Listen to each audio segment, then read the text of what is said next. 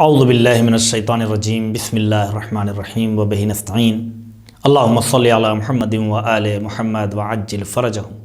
محترم ناظرین، ماہ رجب ہے جس میں انسان دعاؤں کے ذریعے اپنے خالق سے قریب ہو رہا ہے، اور یہ جو ماہ رجب اور ماہ شعبان ہے ایک طرح سے یہ دونوں مہینے مقدمے ہیں ماہ رمضان المبارک کے لیے، لہذا اس میں کچھ اخلاقی احادیث امام محمد تقی علیہ السلام کی کچھ منتخب احادیث آپ کی خدمت میں پیش کی جا رہی ہیں، جو انشاءاللہ تعالی ہم سب کو اپنے سیرت و کردار کو سنوارنے میں مددگار ہوں گے۔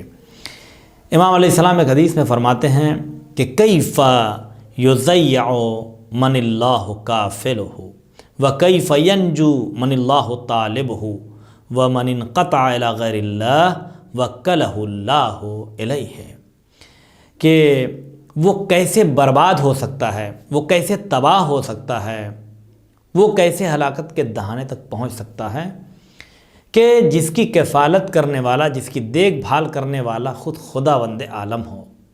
اگر کسی کو اللہ پر بھروسہ ہو اور وہ یہ سوچ رہا ہو کہ خداوند عالم اس کی دیکھ بھال کرنے والا ہے، تو اسے کوئی برباد نہیں کر سکتا ہے۔ اسی طرح سے جو خدا سے خداوند عالم جسے چاہ رہا ہو، جس کی نجات چاہ رہا ہو، اس کی نجات اسے پانے سے کوئی روک نہیں سکتا ہے، کوئی اسے گمراہ نہیں کر سکتا ہے۔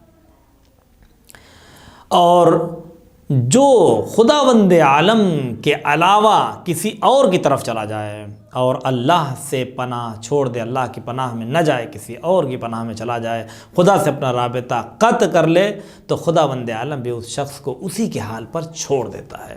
اور دعاؤں میں اس سے بہت زیادہ اللہ سے پناہ مانگی گئی ہے، خدا کی ذات سے استغاثہ کیا گیا ہے، خدا کی پناہ مانگی گئی ہے کہ اے پروردگار، ہم تیری پناہ چاہتے ہیں۔ کس چیز کے لیے؟ کہ اس بات سے کہ تو ہمیں ہمارے حال پر چھوڑ دے۔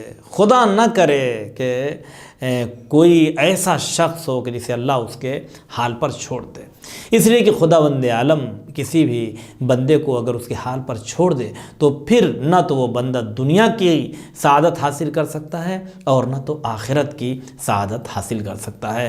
یہ جو تکلیف، یہ جو مصیبت، یہ جو پریشانیاں بھی آتی ہیں، یہ بھی خدا کی نعمت ہے۔ جب بندہ گمراہی کی طرف زیادہ قدم آگے بڑھاتا ہے تو خداوند عالم کوئی تکلیف، کوئی مصیبت، کوئی ایسی پریشانی ضرور دے دیتا ہے کہ وہ بندہ اس چیز سے اور اس گمراہی سے باہر نکل سکے۔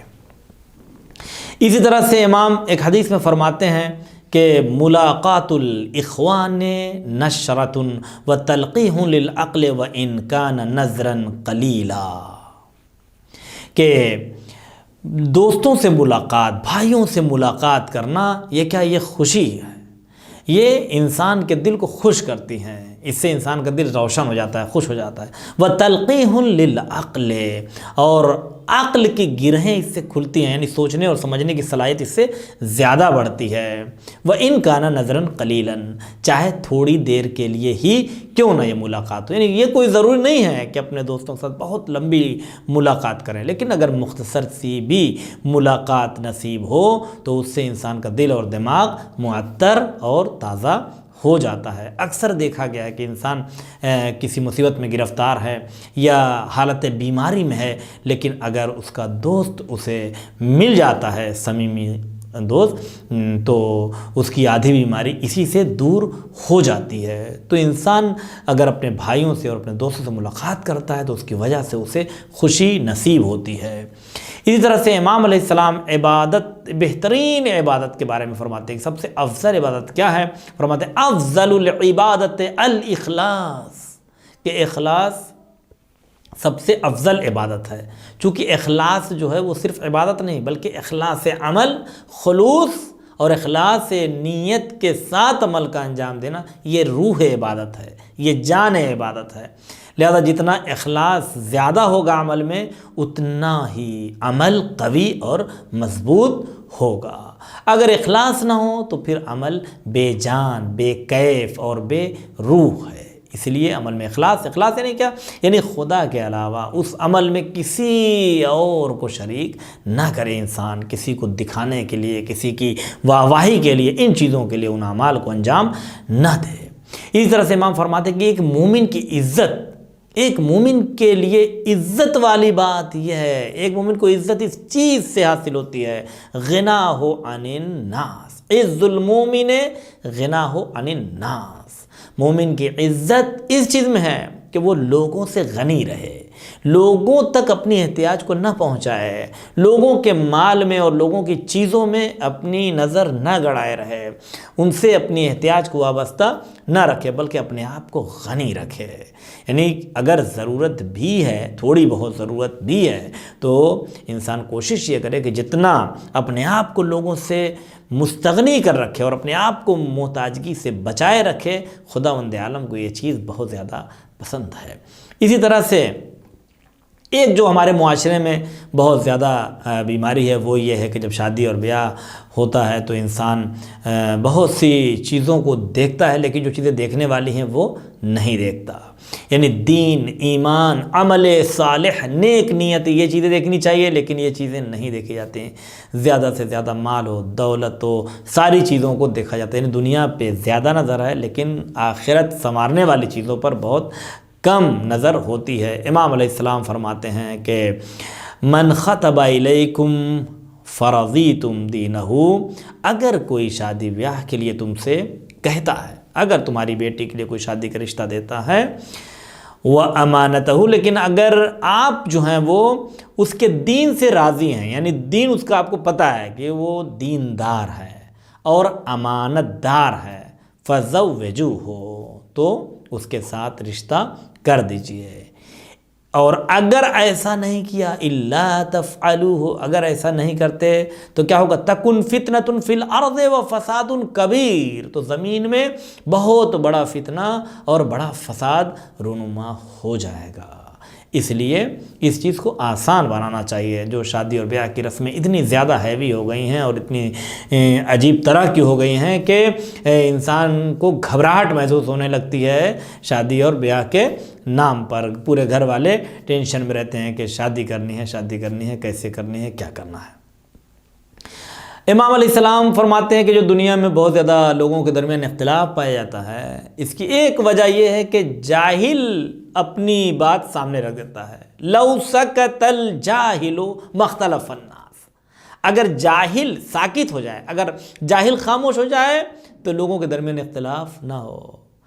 چونکہ جو نہیں جانتا وہ اپنی رائے دیتا ہے، جو نہیں جانتا وہ فوراً اپنے مشورے سے نوازنے کی کوشش کرتا ہے، جس کی وجہ سے بہت سے اختلافات آپس میں ہو جاتے ہیں۔ لہٰذا جو صاحبان علم ہیں، جو اس چیز میں نظر رکھتے ہیں، جو اس کے جانکار لوگ ہیں، وہی وہ رائے اور مشورہ اور اس علم میں اپنی نظر دیں۔ اس طرح سے امام فرماتے ہیں ایک بہت ہی بڑی بات ہے کہ انسان کو جو نعمت ملتی ہے، اگر اس کا شکر انسان نہ ادا کرے تو پھر اس کی وجہ سے کیا ہوتا ہے، وہ کیسی نعمت ہے۔ امام فرماتے ہیں کہ نعمت لا تشکر کسیئۃ لا تغفر، وہ نعمت کہ جس کا شکریہ ادا نہ کیا جائے وہ اس گناہ کی طرح سے ہے کہ جس پر توبہ نہیں کی گئی ہے۔ تو وہ ایسے گناہ کی جس سے جیسے گناہ ہوتا ہے انسان سے سرزدہ، اس کی توبہ اس نے نہیں کیا اور وہ گناہ اس کے سر پر ایک طرح سے عذاب ہے، اسی طرح سے وہ نعمت کے جس کا شکریہ ادا نہیں کیا گیا ہے وہ بھی گناہ کی طرح سے ہے۔ لہذا جو بھی نعمت ملے اس کا شکریہ ضرور ادا کرنا چاہیے۔ ہمارے اور آپ کے امام زین العابدین علیہ السلام کو سید سجاد جو کہا جاتا ہے، اس کی ایک وجہ یہ بھی بیان کی گئی ہے کہ کوئی بھی نعمت ملتی تھی امام سجدہ معبود میں فوراً اپنا سر رکھ دیا کرتے تھے۔ تو جتنا وہ فیض مطلق ہے، وہ فیاض ہے، وہ جواد ہے، وہ کریم ہے، خدا وہ تو عطا کرنے ہی والا ہے، اسے تو دینا ہی دینا۔ اس نے جب پیدا کیا ہے تو اس نے ساری نعمتیں جو آپ کے لیے رکھی وہ خدا عطا کرنے والا ہے، وہ تو دے گا ہی، لیکن اس بندوں کا کیا فریضہ ہے؟ بندوں کا فریضہ یہ ہے کہ ان تمام نعمتوں کا خدا کی شکر ادا کرے۔ اور یہ اس طرح سے شکر ادا کرے کہ پروردگار یقیناً ہم اس لائق نہیں تھے، ہم تو تیرے عذاب کے لائق تھے، ہمارے اعمال تو ایسے ہیں کہ تو ہم سے نعمتیں چھین لے، جتنی نعمتیں تو نے دے رکھی ہیں ان نعمتوں کو تو ہم سے چھین لے، لیکن اے پروردگار تیرا لاکھ لاکھ شکر ہے کہ اتنے گناہوں کے باوجود بھی، ایسے بدعمالیوں کے باوجود بھی تو ہمیں نعمتوں پر نعمتیں دے رہا ہے۔ اے میرے اللہ تیرا لاکھ لاکھ ہر نعمت پر شکر ہے۔ چونکہ ایسے تو اللہ کی جس نعمت کا بھی شکریہ ادا کریں کبھی انسان شکر ادا نہیں کر سکتا، چونکہ ہر آنے والی سانس اور جانے والی سانس دونوں کیا ہے؟ یہ دونوں نعمت ہے۔ تو ہر لمحہ بھی اگر انسان شکر ادا کرتا رہے تب بھی اللہ کا شکر کبھی ختم نہیں ہو سکتا، اور چونکہ شکر بھی اللہ کی توفیق ہے، اور توفیق الہی خود ایک سب سے بڑی نعمت ہے، تو ہر نعمت کے پیچھے، ہر شکر کے پیچھے خود ایک نعمت اور ایک شکر واجب ہو جاتا ہے، تو انسان اللہ کا شکر کس طرح سے ادا کر سکتا ہے؟ تو اگر ہر وقت اللہ کا شکر ادا کرے تب بھی شکر نہیں ادا ہو سکتا، تو کم سے کم جب نعمتیں ملتی ہیں تو اللہ کا شکر ادا کرنا نہیں بھولنا چاہیے۔ اسی طرح سے امام ان افراد کے لیے کہ جن کی اولاد اس دنیا سے چلی جاتی ہے یا مال اس کا کسی طریقے سے مال کا نقصان ہو جاتا ہے یا مال تلف ہو جاتا ہے، تو اس کے لیے امام فرماتے ہیں کہ ان اللہ عز وجل یختار من مال المؤمن ومن ولده انفسہ لیأجرہ علی ذالک، کہ خداوند عالم مومن کے مال کو اور اس کی اولاد کو اس سے لے لیتا ہے۔ کس لیے لے لیتا ہے؟ تاکہ قیامت میں اسے عظیم اجر عطا کر سکے۔ اور مال اور اولاد کو فتنہ یعنی باعث ابتلا اور امتحان کہا گیا ہے، مومن کا امتحان ہے۔ اگر ان میں سے خدا کچھ بھی دے کر لے لیتا ہے اور کسی نعمت سے کسی کو محروم کرتا ہے تو یقیناً اس کے عوض میں اللہ نے آخرت میں اجر عظیم قرار دے رکھا ہے، اس لیے انسان کو گھبرانا نہیں چاہیے۔ اسی طرح سے امام جو لوگ توبہ استغفر اللہ اور اپنا منہ ایسے ہی پیٹ کے کہتے استغفر اللہ فرماتے ہیں کہ توبہ جو ہے وہ صرف زبان سے نہیں بلکہ توبہ 4 پایوں پر، 4 ستون پر مشتمل ہے، قائم ہے۔ التوبۃ علی 4 دعائم ندم بالقلب، قلب اور دل سے ندامت ہونی چاہیے توبہ میں، واستغفار باللسان، اور زبان سے استغفار، استغفر اللہ ربی و اتوب الیہ، استغفر اللہ، یہ زبان سے بھی نکلنا چاہیے۔ تو دل اور زبان، اور صرف یہیں تک توبہ محدود نہیں ہے بلکہ اس کا اظہار وعمل بالجوارح، اور عمل جوارح کے ذریعے سے، اعضائے بدن کے ذریعے سے عمل بھی ویسا کرے۔ مثلا اگر کسی نے جھوٹ بولا ہے، اگر کسی نے غیبت کیا ہے، اگر کسی نے غلط کام کیا ہے، تو پھر اب کیا کرے؟ اگر توبہ کیا ہے تو اب آئندہ ایسا اپنے اعضاء و جوارح کے ذریعے سے انجام نہ دے۔ اسی طرح سے وعزم ان لا یعود، اور اس کے بعد یہ ارادہ پکا ہونا چاہیے کہ ہم دوبارہ کبھی بھی ایسا کام انجام نہیں دیں گے۔ اسی طرح سے امام علیہ السلام نے ایک بہت ہی عظیم چیز بیان فرمائی ہے کہ جو لوگ مومن کی قبور کی زیارت کے لیے جاتے ہیں، اور آپ نے دیکھا ہوگا کہ ہاتھ رکھ کے قبر پر 7 مرتبہ انا انزلنا پڑھتے ہیں، سورہ انا انزلنا، سورہ قدر پڑھتے ہیں، ان کے لیے فرماتے ہیں من زار قبر اخیہ المومن، جو مومن بھائی کی قبر کی زیارت کرے اور اس کی قبر کے پاس بیٹھ جائے اور قبلہ روح ہو کر بیٹھے، ووضع یدہ علی القبر، اور قبر کے اوپر اپنا ہاتھ رکھ کر وقرا پڑھے، کیا پڑھے؟ انا انزلناہ فی لیلۃ القدر 7 مرات، اگر 7 مرتبہ پڑھتا ہے تو امنا من الفزع الاکبر، تو وہ فزع اکبر یعنی قیامت کے دن، جس دن محشر کا عالم ہوگا، اللہ اس دن اسے امان میں رکھے گا، اس دن اسے پناہ دے گا خداوند عالم، جو 7 مرتبہ کسی مومن کی قبر پہ روبہ قبلہ ہو کر ہاتھ رکھ کر 7 مرتبہ سورہ قدر کی تلاوت کرتا ہے۔ اسی طرح سے امام علیہ السلام فرماتے ہیں کہ بس یہ آخری حدیث محترم ناظرین، کہ جو لوگ ظلم کرتے ہیں صرف وہی عذاب کے مستحق نہیں ہوں گے، بلکہ العامل بالظلم والمعین له والراضی بہ شرکا، جو ظلم کرتا ہے وہ اور جو ظلم میں اس کے شریک کار ہے وہ، اور جو اس ظلم پر راضی ہے وہ سب کیا ہیں؟ شرکا، سب کے سب شریک ہیں، یعنی تینوں ایک ہی کیٹیگری میں مانے جائیں گے۔ جو حال ظالم کا ہوگا وہی اس کے مددگار کا ہوگا، اور وہی اس پر راضی رہنے والوں کا بھی حال ہوگا۔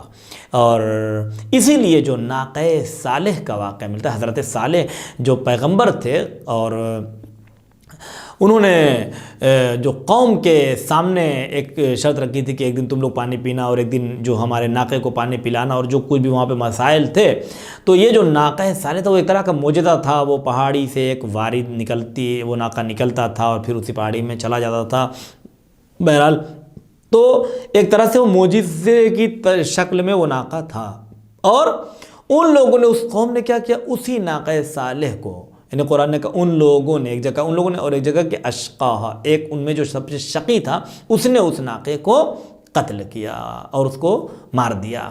تو عذاب جو آیا وہ صرف اس شخص پر نہیں آیا۔ مولا علی علیہ السلام نے نہج البلاغہ میں فرمایا کہ عذاب جو ہے وہ ایک شخص پر نہیں بلکہ پوری قوم کو اللہ نے تباہ و برباد کر دیا، اور خدا نے ان پر عذاب نازل کر کے انہیں ہلاک کر دیا۔ کیوں؟ اس لیے کہ کرنے والا ایک تھا لیکن پلاننگ میں ساری قوم شریک تھی اور اس بات پر راضی تھی، لہٰذا اللہ نے اس عذاب میں سب کو شامل کیا۔ خداوند عالم ہم سب کو دنیا اور آخرت کی بھلائی نصیب فرمائے، آمین یا رب العالمین۔